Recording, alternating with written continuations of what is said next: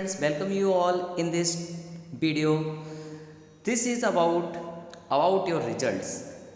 Those students of class 10 who are panic, worried, they are in a great tension about their result. तो आज हम decide करने वाले हैं कि आखिर सीबीएसई बोर्ड ने क्या क्राइटेरिया डिसाइड किया है आपके बोर्ड के एग्ज़ामिनेशन कैंसिल होने के बाद कैसा रहेगा आपका रिजल्ट, किस तरीके का रिजल्ट आने वाला है। पूरे तरीके से हम आज आश्योर हो जाएंगे कि आखिर रिजल्ट कैसा आने वाला है। टेंशन बिल्कुल दूर कर लेना है आज हमें। ये जो मैं आपको यहाँ पे शो कर रहा हूँ, दिस इज़ द नोटिफिकेशन। इस सीबीएसई के द्वारा दिया गया एक नोटिफिकेशन है जिसमें मार्क्स के टेबुलेशन की पॉलिसी दिखाई गई है कि मार्क्स किस तरीके से आपको दिए जाएंगे। क्या है इंटरनल असेसमेंट जो स्कूल्स के द्वारा कंडक्टेड किया जाएगा, स्कूल्स को जो जिम्मेदारी दे रखी है वो सब असेसमेंट क्या है, वो सब के बारे में भी हम यहाँ पे डिसाइड करने वाले हैं। ये देखिएगा, internal assessment conducted by schools. क्या इंटरनल असेसमेंट स्कूल के द्वारा कंडक्टेड किया गया है जिसके बेसिस पर आपका रिजल्ट डिसाइड होने वाला है। जैसे कि हमको पता था 4 मई 2021 को आपको एग्ज़ाम स्टार्ट होने वाले थे, बहुत सारे पोस्टपोन्ड हो गए हैं और बोर्ड ने डिसाइड किया था उस टाइम आपको एक नोटिफिकेशन और सर्कुलर देखने को मिला था कि आपका रिजल्ट जो है वो एक इंटरनल असेसमेंट के बेसिस पर डिसाइड किया जाएगा। ऑब्जेक्टिव क्राइटेरियन, और क्या है ऑब्जेक्टिव क्राइटेरियन जिसके बेसिस पर डिसाइड होने वाला है आपका रिजल्ट। देखिए, मेन पॉलिसी जो है रिजल्ट के बनाने की ये है कि आपके इंटरनल परफॉर्मेंस के बेसिस पर आपको मार्क्स दिए जाएंगे। स्कूल इस सारी चीज़ों का एवोल्यूशंस करेगा। प्रोसीजर क्या है असेसमेंट का, ये स्कूल के असेसमेंट का प्रोसीजर है जो मैं आपको यहाँ पे शो कर रहा हूँ कि students will be assist out of 100 marks. आपको 100 से मार्क्स मिलेंगे, जैसा कि पूरा क्लियर लिखा हुआ है कि 100 आउट ऑफ मार्क्स आएंगे। 20 मार्क्स का इंटरनल एग्ज़ाम होगा। 80 मार्क्स जो होते थे ये आपके ईयर एंड बोर्ड एग्जामिनेशंस के हैं। Internal assessment 20 marks and 80 marks are for year end board examinations. लेकिन जो ईयर एंड बोर्ड एग्जामिनेशन थे वो तो कैंसिल हो गए ना, तो उसके 80 मार्क्स का क्या रेशियो रहने वाला है और जो 20 मार्क्स हैं आपके इंटरनल, उसका क्या रेशियो होने वाला है। एग्जिस्टिंग पॉलिसी जो थी उसके अकॉर्डिंग आपको 20 मार्क्स इंटरनल बेसिस पर दिए जाने थे, लेकिन उसकी एग्जिस्टिंग पॉलिसी के अकॉर्डिंग अब ये 20 मार्क्स आपको कैसे मिलेंगे।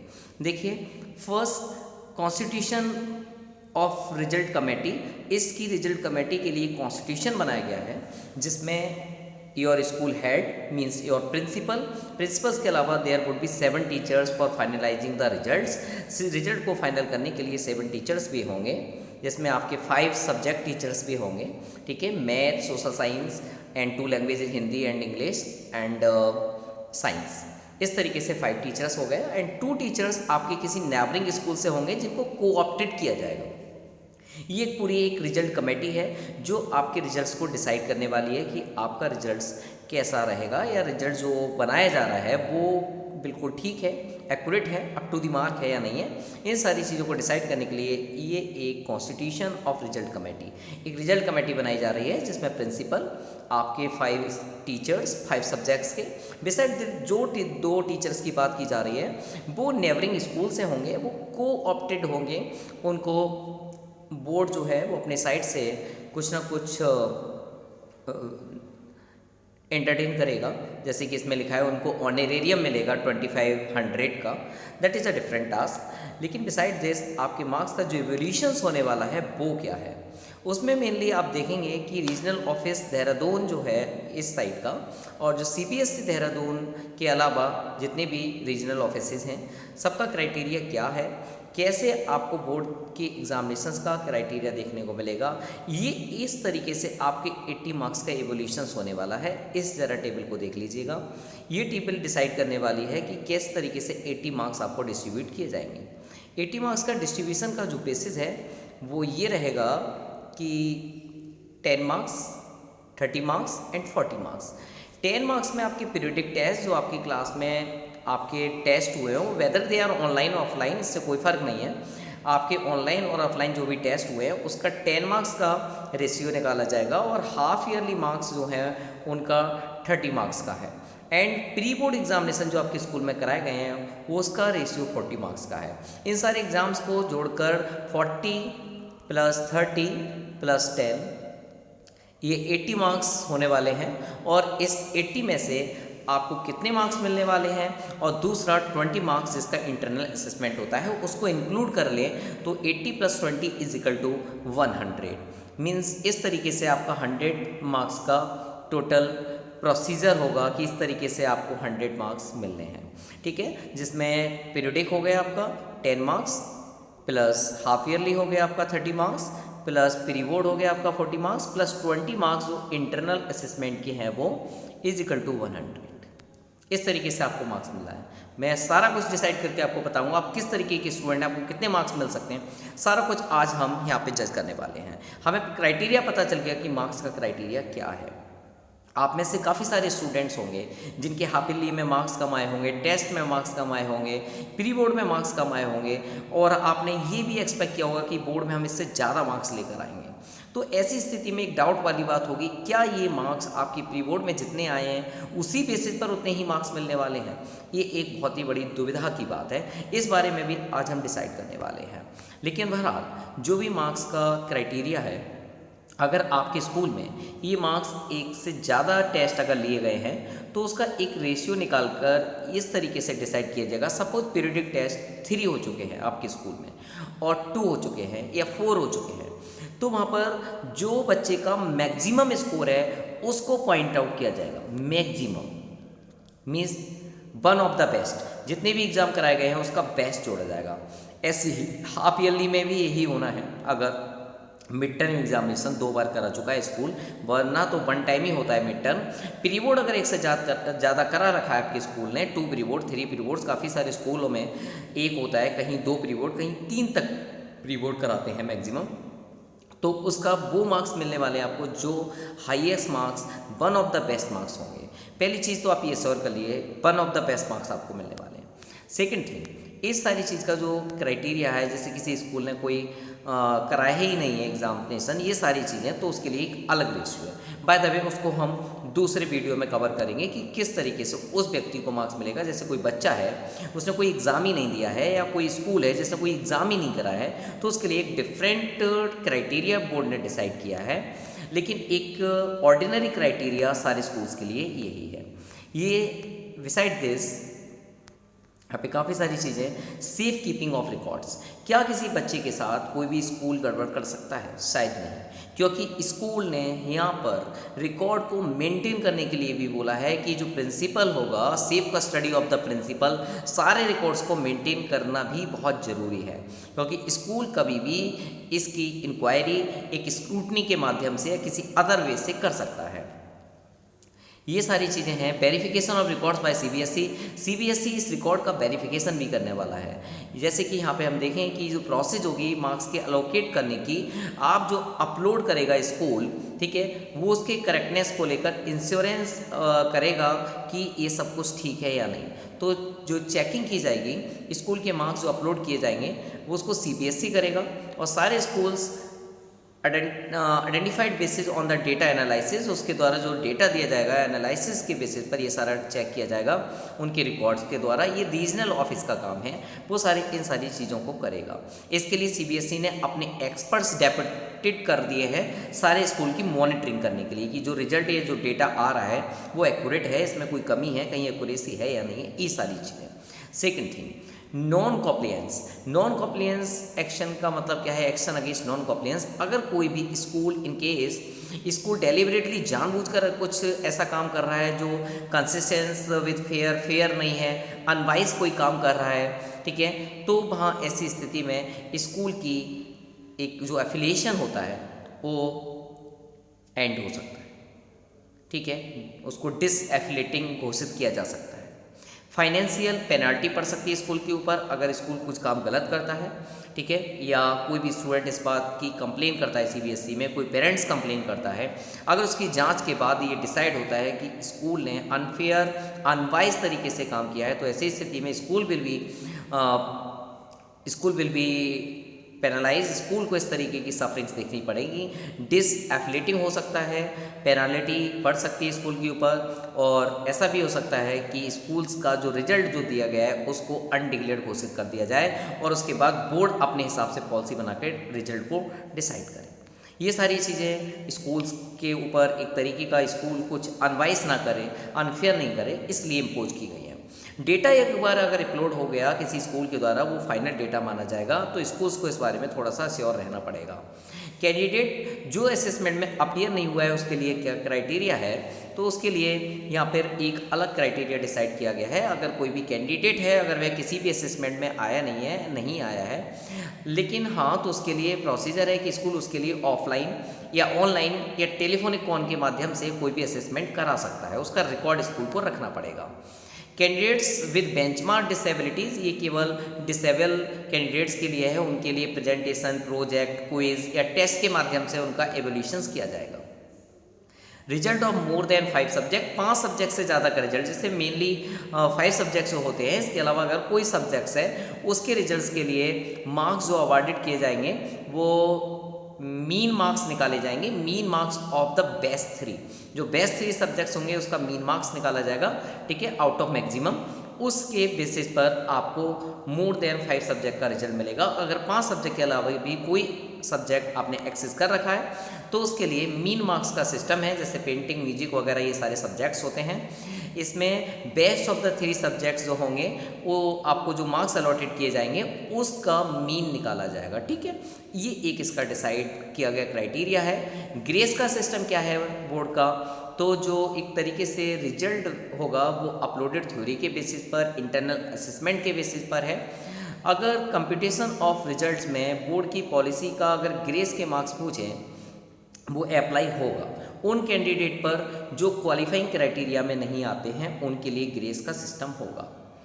क्वालिफाइंग क्लास 10 के लिए क्या बोर्ड पॉलिसी है, तो अगर कोई स्टूडेंट अगर क्वालिफाइंग क्राइटेरिया को मीट नहीं कर पा रहा है, उसको प्रोसीड नहीं कर पा रहा है, तो उसको इसेंशियल रिपीटेशन मिल सकता है या कंपार्टमेंट मिल सकते हैं। 2 क्राइटेरिया होता है। अगर बच्चा इसके बावजूद भी पास नहीं हो पा रहा है तो या तो कंपार्टमेंट या फिर इसेंशियल रिपीट कि वह दोबारा से रिपीट करें।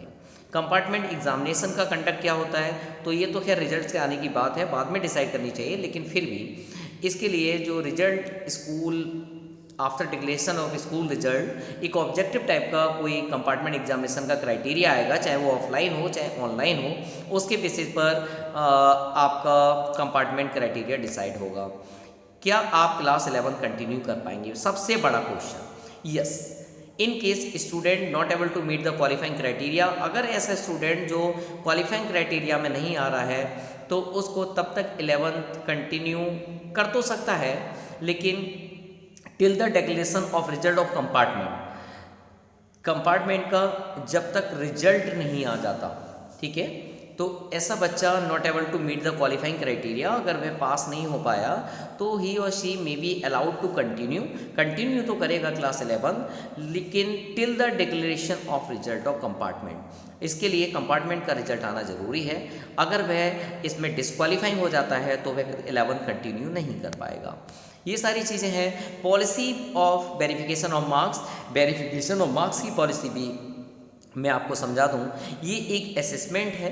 अगर कोई बच्चे को किसी भी सब्जेक्ट के मार्क्स वेरीफाई कराने हैं या आपको आंसर शीट चाहिए, फोटोकॉपी चाहिए आपकी कॉपी की, तो ये प्रोसीजर जब होता था। लेकिन इसमें प्रोसीजर्स क्या होगा, एक्चुअली यहाँ तो इंटरनल मार्क्स हुए, बोर्ड का तो हुआ नहीं है। तो असेसमेंट जो स्कूल के द्वारा लिया गया है, answer books have been shown, वही आंसर बुक्स आपको शो की जाएंगी, ठीक है, बाय द स्कूल वही दिखाएगा। अगर आप ऐसा अप्लाई करते हैं कि वेरिफिकेशन ऑफ मार्क्स चाहिए या आपकी आंसर शीट्स की जिरोक्स चाहिए, फोटोकॉपी चाहिए, तो वही जो इंटरनल बेसिस पर आपको मार्क्स दिए गए हैं उसी की कॉपी आपको शो की जाएगी। इसके लिए कोई नया क्राइटेरिया नहीं है। मैथ में बेसिक की बात की गई है और मैथमेटिक्स 11th की बात की गई है। मैथमेटिक्स बेसिक, अगर आपने सर्कुलर नंबर COORD अगर आपने फॉलो किया था, इसमें ये था कि एग्जाम्पशंस है again been extended to permit mathematics in class 11th में इस व्यक्ति को मैथमेटिक्स के लिए परमिट किया जाता है अगर कोई स्टूडेंट्स मैथमेटिक्स बेसिक लेता है क्लास 10th में, तब भी other candidates as stipulated in above set circular will remain same. लेकिन यहाँ सिंपल सा है, अगर किसी बच्चे ने बेसिक ले रखा है, ठीक है, तो वह क्या क्लास 11th में मैथ को प्रोसीड कर पाएगा, ये एक बहुत बड़ा क्वेश्चन है। लेकिन हाँ, exemptions has again been extended, ये छूट फिर से बढ़ा दी गई है कि आप मैथमेटिक्स 01 कोड अप्लाई कर सकते हैं क्लास 11th में।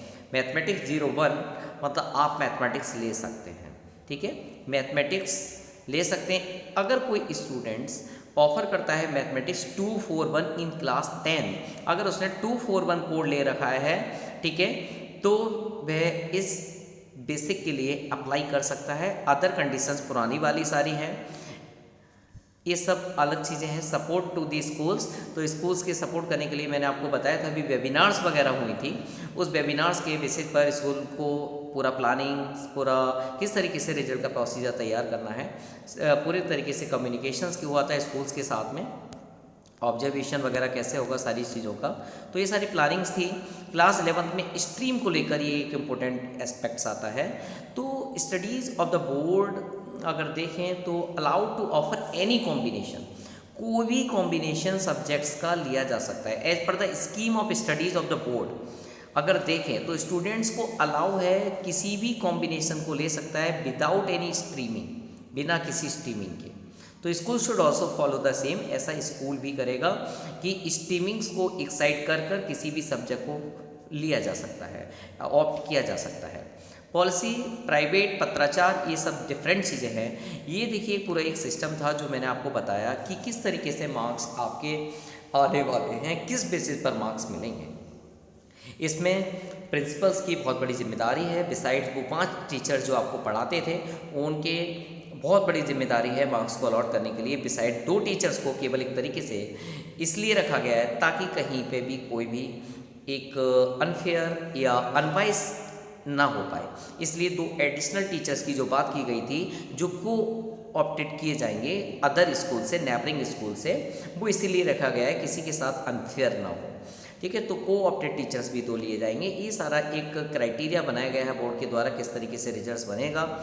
कमेटी मेंबर्स के अगर कोई वार्ड है, जैसे टीचर का कोई वार्ड है या उसमें से कोई वार्ड है, should be not be appearing from the same school, same school से वो अपीयर नहीं हो सकता उस कमेटी के अंदर, ठीक है। सीबीएसई में also appoint 2 external members in the committee, CBSE भी 2 एक्सटर्नल मेंबर अपॉइंट कर सकती है। तो ये सारी चीज़ें थी। इसकी जिम्मेदारियां कमेटी की बहुत हैं जो इस रिजल्ट को बना रही है या बनाएगी। ये स्कूल्स के द्वारा बनाई एक गठित कमेटी है, इंटरनल कमेटी, ठीक है। ये सारा कुछ होने वाला है। देखिए स्कूल का name, address, school code, affiliation number, ये स्कूल की डिटेल जाएगी। Test exam conducted, unit periodic test कराया, नंबर ऑफ टाइम्स कितनी बार आपने कराया, टाइम ड्यूरेशन ऑफ ईच कितने टाइम का कराया, उसका 10 से बीटेज बता दो कि 10 में से कितना बीटेज बैठ रहा है उसका। सेकेंड, हाफ ईयरली मार्क्स, तो ये देखिएगा ये फोकस करने वाले पॉइंट्स हैं जिसके बेसिस पर आपका रिजल्ट बनना है 1, 2, 3। तो हाफ ईयरली के लिए 30 का बीटेज बताना पड़ेगा। यहाँ बताइए आपने कितने एग्ज़ाम्स कराए, number of times, time duration कितने का था, है ना। तो ये सारी चीज़ें मेंशन करना है। ऐसे ही प्री बोर्ड का रिकॉर्ड बोर्ड को इस तरीके से, मतलब स्कूल के लिए इस पैटर्न पे बोर्ड के मार्क्स भेजने हैं। तो आपका स्कूल जो है वो इस बेसिस पर मार्क्स को भेजेगा। ये एक रैशनल डॉक्यूमेंट आपको दिखा रहा हूँ जो सीबीएसई के द्वारा जारी किया गया है। ये आपके टेस्ट और एग्ज़ाम्स का कंडक्शन का मार्क्स हैं। In case more than 1 test, अगर एक से ज़्यादा टेस्ट कंडक्ट किया गया है, बेसिस फॉर मार्क्स, तो यहाँ पे देखिए सिंपल सा है, नेम ऑफ टेस्ट लिखिएगा, यूनिट है, मिड है, प्री बोर्ड है। बेसिस फॉर असेसमेंट, असेसमेंट का आपका बेसिस क्या है, बेस्ट परफॉर्मेंस या एवरेज, आपने किस को चुना है, बेस्ट परफॉर्मेंस चुनना चाहिएगा क्योंकि पीछे लिखा भी है कि स्कूल्स 1 ऑफ द बेस्ट को फॉलो करें। और ये देखिए school has not conducted all the 3, अगर नहीं कंडक्ट किए हैं तब क्या होना है, तो मैंने आपको बताया उसके लिए टेलीफोनिक और अलग अलग तरीके हैं। In case students has not taken all the exam, अगर स्टूडेंट्स ने एग्ज़ाम्स नहीं दिए हैं तो इसके लिए स्टूडेंट्स को सबसे पहले किसी भी एक एग्ज़ाम्स के लिए स्कूल डिसाइड करेगा, टेलीफोनिक और इंटरनेट पर किसी भी तरीके से कम्युनिकेशन के माध्यम से। ये सारी चीज़ें हैं। मार्क्स का सिस्टम आपको मैंने बता दिया। और देखिए ये इंटरनल मेंबर के सिग्नेचर होंगे उस पर कि वो 5 मेंबर जो टीचर्स हैं उन सबके टीचर्स के सिग्नेचर होने हैं। एक्सटर्नल 2 मेंबर्स हैं उसके सिग्नेचर होने हैं, प्रिंसिपल के सिग्नेचर होंगे। इसके बाद ये पूरा एरेक्जर बन के बोर्ड को जाना है। ये है वो एनेक्सर जो आपके मार्क्स डिसाइड करने वाला है। ये पूरा फॉर्म आपको मैं दिखा रहा हूँ, ये बना के भेजेगा स्कूल। ये आप देख रहे हैं ना, ये स्कूल बना के भेजेगा आपके 10th के मार्क्स की किस बेसिस पर आने वाले हैं। तो ये बहुत ही इंपॉर्टेंट वीडियो था आप लोगों के लिए समझने के लिए। अब एक सबसे इम्पोर्टेंट क्वेश्चन कि सर हमारे मार्क्स कैसे आने वाले हैं। देखिए, मैं आपको बहुत ही फ्री फेयर तरीके से बता दूँ। एक किसी भी स्कूल का कोई स्टूडेंट हो, हर स्कूल हमेशा यही चाहता है कि मेरे स्कूल का रिजल्ट्स अपग्रेड होना चाहिए। स्कूल की किसी भी बच्चे से कोई पर्सनल एनवीज, जेलसी इस तरीके की नहीं होती है, क्योंकि हर स्कूल हर बच्चे को एक पर्सनल नज़रिए से देखता है और इसमें कोई पर्टिकुलर टीचर भी इंटरफेयर नहीं कर सकता, क्योंकि जो कमेटी बनाई गई है वो कमेटी अंडर प्रिंसिपल है। इसके लिए कोऑर्डिनेट करने के लिए प्रिंसिपल है, 5 टीचर्स हैं, इसके अलावा 2 अदर टीचर्स जो आ रहे हैं वो भी इसको मॉनिटर करेंगे। तो शायद यहाँ से कोई भी अनफेयर मीन्स तो बनता ही नहीं है। रिजल्ट्स आपका कैसा आने वाला है, तो सोफार मैं आपको बता दूं, मेनली 4 कैटेगरी के स्टूडेंट्स होते हैं। आप किस कैटेगरी में आते हैं अपना रिजल्ट खुद डिसाइड कर सकते हैं। अगर आप बहुत ही बेस्ट कैटेगरी में आते हैं अपने स्कूल के अंदर, मतलब ए क्लास में आते हैं, देखिए 4 क्लास होते हैं, A B C D। A class का मतलब है मेरा वो बच्चा जिसके मार्क्स स्कूल में 85, 90 के आसपास आते हैं। जिस बच्चे के मार्क्स 85 और 90 के आसपास स्कूल में आते हैं या आए हैं प्री बोर्ड में, तो उस बच्चे के लिए मैं बता दूं उसकी परसेंटेज 95 के आसपास रहने वाली है।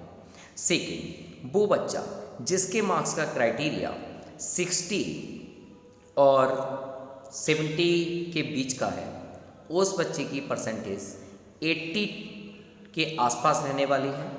बैकग्राउंड्स बोलूँ तो मैं आपसे कि 75 to 85 रहने वाली है उस बच्चे की परसेंटेज। सी कैटेगरी वो बच्चा जिसके मार्क्स 50 और 60 के बीच में आते हैं, उस बच्चे की परसेंटेज 80 से बिलो रहने वाली है और 70 से एबव रहने वाली है। सेकेंड लास्ट क्राइटेरिया, वो बच्चा जो अपने आप को फेलियर कंसीडर करता है कि मैं बहुत मेहनत करूंगा तो पास हो जाऊंगा, या पास होने की कैटेगरी तक पहुंच जाता है या 50 तक पहुंच जाता है आउट ऑफ 80 में से, तो शायद उस बच्चे की मार्क्स 60% के आसपास रहने वाले हैं। ये मेरा एक अपना पर्सनल अनुमान है, ये मैं आपको एक अपना पर्सनल गैस और एक्सपीरियंस के बेसिस पर कही हुई बात बता रहा हूँ। अगर आपके मार्क्स का क्राइटेरिया ए क्राइटेरिया में आता है, मतलब आप 80 प्लस और 90 तक मार्क्स लेके आते हैं या 90 प्लस तक भी पहुंच जाते हैं, 80 और 90 में आते हैं तो 95% प्लस तो पक्का है। अगर आपके मार्क्स 80 में से 78, 79, 77 आते हैं तो आपकी परसेंटेज श्योरली 95 प्लस होनी चाहिए। और सेकंड क्राइटेरिया जिसमें आपके मार्क्स अगर 70 से नीचे या 70 के आसपास रहते हैं एवरेजन, तो आप सेकंड कैटेगरी में आते हैं, आपकी परसेंटेज 85 के आसपास रहने वाली है, ठीक है, 80 प्लस रहने वाली है। अगर आप सी कैटेगरी में आते हैं, मतलब आपके इंटरनल में मार्क्स या प्री बोर्ड में मार्क्स 80 में से अगर 60 के आसपास आते हैं, 60 के एवरेजन में आते हैं, तो आपकी परसेंटेज 70 प्लस रहने वाली है। अगर आपके मार्क्स उस कैटेगरी में है कि 50 marks, 40 marks, 45 marks out of 80, मतलब 50% के करीब लाते हैं, तो इंटरनल वगैरह असेसमेंट को जोड़कर आपकी परसेंटेज 60% से प्लस रहने वाली है। और जो अपने आप को फेलियर कंसीडर करते हैं, अगर उन्होंने अपने इंटरनल मार्क्स में अच्छा परफॉर्मेंस किया है, प्रोजेक्ट्स, एक्टिविटीज़, स्कूल परफॉर्मेंस, ये सारी चीज़ों के बेसिस पर उनके पास होने के चांसेस ज़्यादा हैं। होप सो मैं जो अपना पर्सनल एक्सपीरियंस बता रहा हूँ, तो इस बार 100 में से 99 बच्चा पास होने वाला है। बहुत ही अनलकी ऐसा कोई बच्चा होगा जो पास नहीं हो पाए। बहरहाल this is a best opportunity for everyone, एक अच्छा मार्क्स गेन करने का तरीका है। और शायद आपके साथ कोई भी अनवाइज, कोई भी एक अनफेयर मीन्स यूज़ नहीं किया जाएगा, ऐसा मैं एक्सपेक्ट करता हूँ सारे स्कूल्स की साइड से कि वो ऐसा नहीं करेंगे और फ्यूचर में भी ऐसा नहीं होने देंगे, क्योंकि एजुकेशन अपने आप में एक बहुत बड़ी चीज़ है, वो फील्ड है जो पूरे देश को बनाती है।